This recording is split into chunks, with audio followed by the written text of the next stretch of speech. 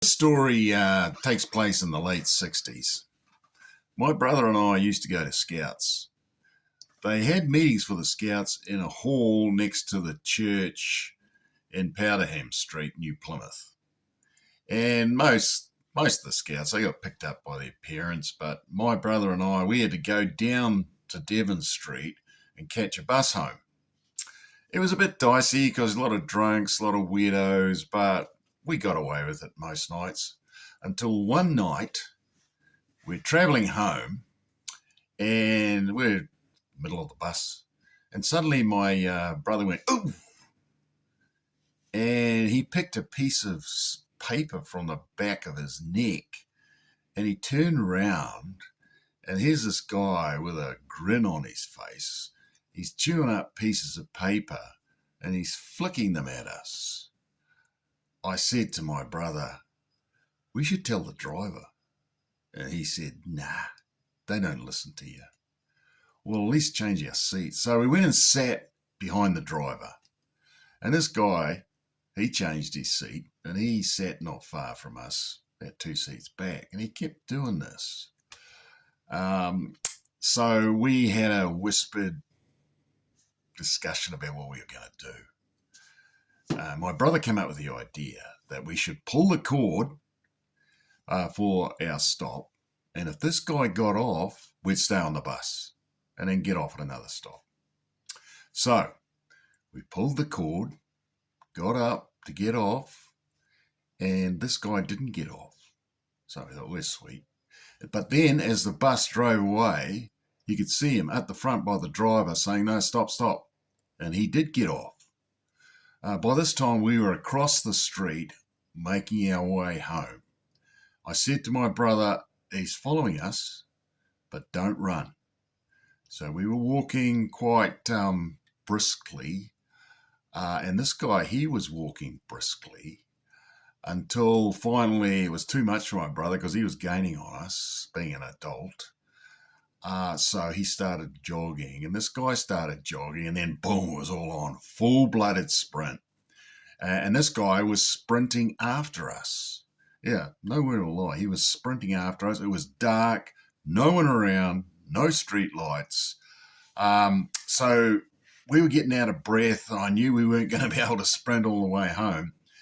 There was a shortcut, which we never took at night. It meant going through this farmer's land, through this bush track, and it would take you up to the other side where it wasn't far from home.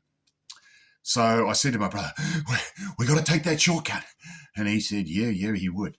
So we took the shortcut. We're running along this bush track, and my brother, he fell over a tree stump, and he's calling out to me, "Mark!" Because he's injured himself a bit, and he trying to stand up, and this guy's just getting so close now. And, I had this thought, no, I'm out of here. You're on your own. But I didn't give in to it. I went back, helped him up, and we continued to run. And my brother was shaking all over. We were terrified because it was dark. We're in the bush, and we're at the mercy of this guy. But we made it, got to the other side, got out, and walked down the steep drive where our house was, and we got home. Now, we never said a word to our parents. You didn't involve Dad and stuff like that. Well, it'll only get worse. And so we looked out the window, and there he was at the top of our drive, just walking back and forth, looking down at our house, like a wolf that had missed out on a feed. It was pretty disturbing. Anyway, that was that. Years went by. I forgot completely about it. And about 15 years later, and by this stage, my brother had quite a reputation as a street fighter. Yeah, he could go. He actually wanted to be a boxer, but the New Plymouth Boxing Association, they wouldn't take him on.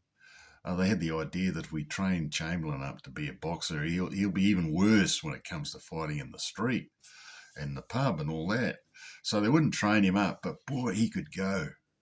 Anyway, one night, we're at this post-rugby function, 2 copper rugby rooms, and my brother says to me, "Mark, Look over there. I looked, I saw this guy. I didn't recognise him. That's the guy that chased us that night. I didn't have a clue who it was, but my brother, he had a good memory for faces, obviously, and he'd remembered all those years later. And he went up to this guy. He reminded him of who he was. The guy looked a bit dumbfounded, but you could tell he knew what was being spoken of. So my brother stepped him out, gave him a hell of a hiding.